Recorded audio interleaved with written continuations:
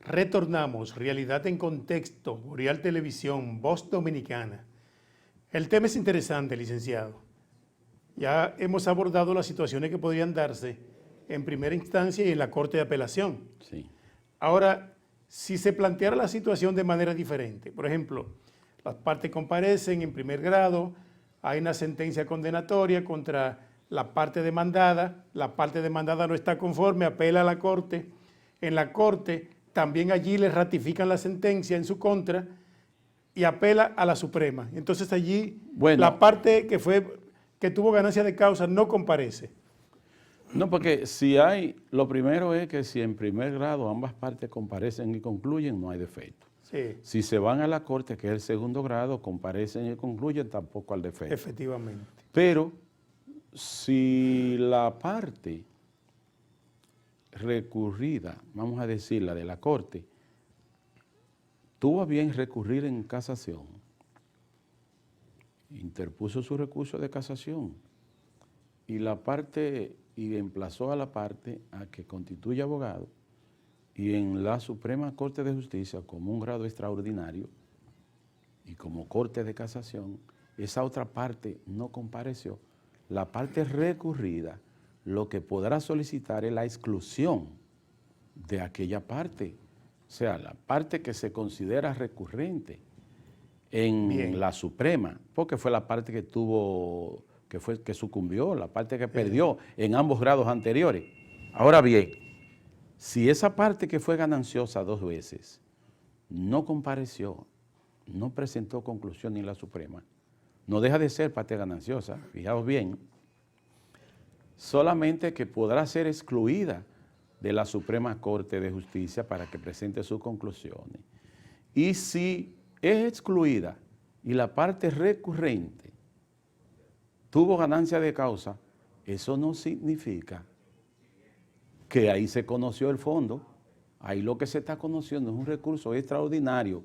Y si esa parte recurrente en casación no logró anular la sentencia de la Corte, sino única y exclusivamente que esa parte recurrida, que tuvo ganancia de causa en ambos grados anteriores, no se presentara allí, fue excluida, pero usted, aunque logró que la excluyeran, usted no logró ganancia de causa, porque los medios de casación que usted estableció allí debieron ser tomados en cuenta y lograr que esa sentencia fuera anulada, es decir, sea casada y se ordene el conocimiento del recurso de apelación. Si no sucedió eso, si lo único que hizo la parte recurrida es no presentarse, ser excluida, y usted no logró anular la sentencia, evidentemente usted sigue siendo la parte perjudicada, porque un recurso extraordinario no va a variar las pretensiones de una sentencia que conoció el fondo, que estamos hablando de un recurso ordinario que ratificó una sentencia de primer grado y que en un recurso extraordinario usted pudo ser que lograra tomarle el defecto, sí, y que se excluyera de ese recurso, pero eso es en cuanto a la forma. Ahora, en cuanto al fondo, ¿usted logró que se casara la sentencia? ¿Usted logró anularla? ¿Usted logró que se celebrara un nuevo juicio? No, usted sigue siendo parte perdedora. O sea que la sentencia no pierde vigencia, aunque... Es que la Suprema no va a conocer el fondo. Efectivamente. La Suprema lo que va a examinar los medios de casación. Correcto. Que usted ha propuesto para que sea anulada o casada una sentencia de una corte. Y si esa sentencia no fue anulada, aunque esa parte gananciosa no se haya presentado a la Suprema, esa parte sigue siendo gananciosa y la sentencia se podrá hacer definitiva y tener autoridad de cosa irrevocablemente juzgada, y usted podría recurrir en revisión constitucional sobre una decisión de carácter jurisdiccional. Eso podría ser. Efectivamente. Cuando se produce el medio de casación, que la Suprema casa la sentencia, ¿puede enviarla por ante otra jurisdicción o ser conocida ahí mismo, en una de las salas? La va a enviar normalmente por ante una corte distinta al que ya decidió, para evitar que algunos jueces tuvieran tener alguna vinculación con esa sentencia que ya fue anulada, sino para que no se produzca una especie de inhibición o recusación contra algunos de los jueces, y lo que se hace es que se envía a otra corte. Por ejemplo, si es en Santiago, si se anuló una de Santiago, se puede enviar a La Vega, San Francisco. se podría enviar a San Francisco, o se podría enviar a la corte del distrito. Sí. Pero, y si algún juez de esos que participaron, porque a veces se dan procesos largos, y a veces han promovido algunos jueces de un tribunal a otro, pues ese juez se inhibe. Eso es lo que hacen, pero normalmente lo envían a cortes distintas. Efectivamente, muy interesante la explicación, porque también en materia de inmobiliaria se da ese caso.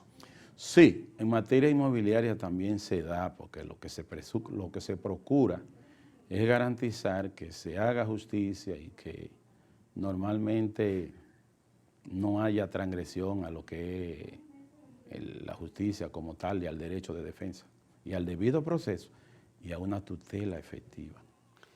Entonces, cuando casan la sentencia y se envía a una corte diferente, ¿cuál es el procedimiento? Bueno, ¿Ese que procedimiento si esa casación es total, que puede haber una casación total o parcial, donde a veces no se discute el objeto que se debatió en esa corte o en primer grado, sobre todo en la corte, no se debate el objeto de la demanda inicial, sino que digamos que se anula o se casa por falta de estatuir o falta de la motivación.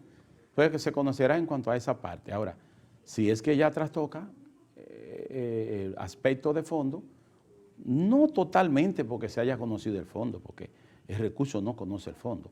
Pero ¿cuál es la situación? Que la casación, la anulación es total, entonces se parte de cero, pero en la corte. Hay que conocer de nuevo el recurso de apelación. Vamos a decirlo así. Cuando se casa una sentencia, cuando se anula una sentencia total, lo que se va a conocer es el recurso de apelación otra vez, pero en una corte diferente. Efectivamente, son datos bien interesantes lo que se han abordado hoy en el programa, ya que...